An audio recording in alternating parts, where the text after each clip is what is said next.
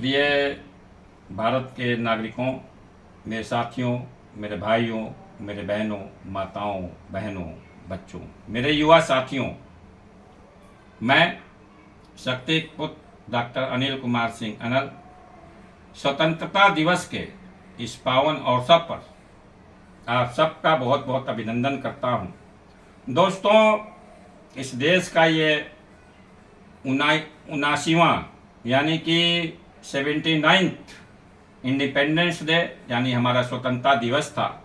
हमें एक साल कम 80 साल होने लगे हैं स्वतंत्र हुए, परंतु देश के नागरिकों की स्थिति यह है कि ना तो उन्हें शिक्षा प्राप्त हो रही है, ना उनका इलाज सही से हो रहा है, ना उनको रोजी रोजगार मिल पा रही है।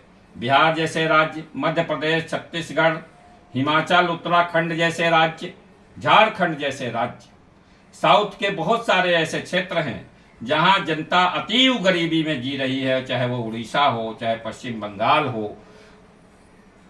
अब ऐसे में स्वतंत्रता के 80 साल बाद अगर हम अपने देश के नागरिकों को जात पात में विभाजित करके राजनीति करते हैं, संप्रदाय में बात करके राजनीति करते हैं, देश का सोशल मीडिया जातिगत विद्वेष फैलाने वाले पोस्ट से, भाषणों से, रीलों से भरा पड़ा है, देश विरोधी, समाज विरोधी षड्यंत्रों से भरा पड़ा है, एक दूसरे के प्रति नफरती पोस्ट से, भाषणों से भरा पड़ा है। क्या यह एक बड़े राष्ट्र की परिकल्पना है?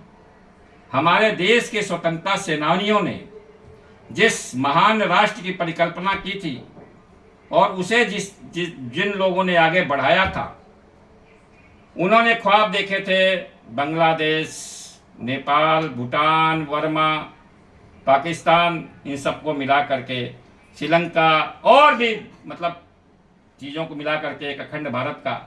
और मैं तो एक अखंड विश्व सरकार की परिकल्पना में जीता हूँ। इस सृष्टि के, इस धरती के सभी नागरिकों के लिए जीता हूँ, हर मानव के लिए जीता हूँ। तो मैं अपने इस अखंड भारत की परिकल्पना, यह तभी संभव है जब यह सनातनी भारत जो है वो खड़ा हो जाए। सनातन का मतलब वो छद्म हिंदुत्व नहीं।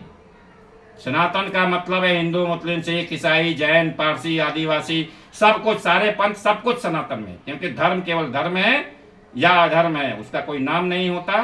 पंथ बहुत सारे हो सकते हैं, धर्म केवल एक है।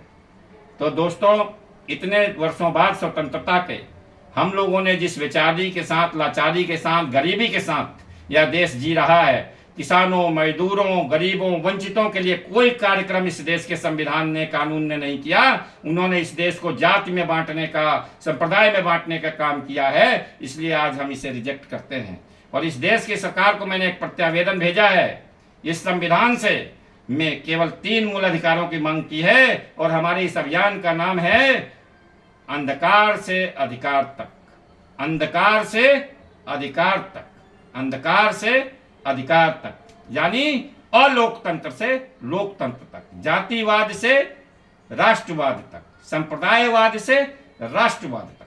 तो यह अधिकार, अंधकार से अधिकार तक की यात्रा इस देश के प्रत्येक युवा, प्रत्येक महिला, प्रत्येक बूढ़े, प्रत्येक बच्चे, प्रत्येक उद्यमी, प्रत्येक व्यक्ति ने, एक एक नागरिक ने तय करनी है। यह जो लाचारी, बेचारगी, बटे हुए समाज का जो अंधकार है, ये जो नफरत की विभीषिका है, जो अपराध, भ्रष्टाचार का अंधकार फैला हुआ है, जिसने पूरे राष्ट्रवाद को निगल लिया है, जिसने अपने स्वार्थ के लिए चोरी, चकारी, बेईमानी, अत्याचार और अपराध करने के लिए देश को जातियों और धर्मों में बांट दिया है, उससे हम राष्ट्रवाद के अधिकार तक पहुंचेंगे। राष्ट्रवाद हमारा अधिकार है और उसके लिए संविधान में केवल 3 मूल अधिकारों की मैंने मांग की है।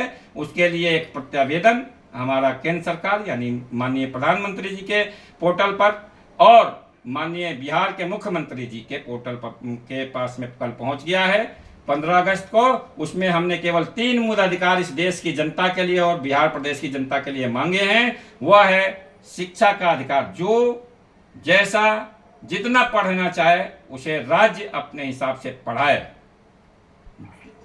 इसके अलावा स्वास्थ्य का अधिकार, किसी को कैसी भी बीमारी हो, राज्य उसकी जिम्मेदारी ले, उसका इलाज कराए। प्रत्येक नागरिक स्वतंत्र है और यह उसकी सरकार है, वह सरकार है, वह स्वयं सरकार है। मेरा प्रतिनिधि है यहाँ का मुख्यमंत्री, यहाँ का प्रधानमंत्री, तो मेरा इलाज क्यों नहीं कराएगा?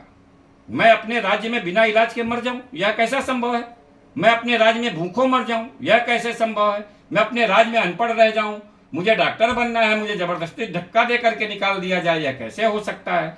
यह सब खेल अब नहीं चलेगा। जात पात रिजर्वेशन नहीं, जो बच्चा जो युवा योग्य है उसे पढ़ाएंगे, उसे आगे बढ़ाएंगे। और तीसरा जो अधिकार है वो स्वास्थ्य का अधिकार के अलावा तीसरा है योग्यता अनुसार रोजगार।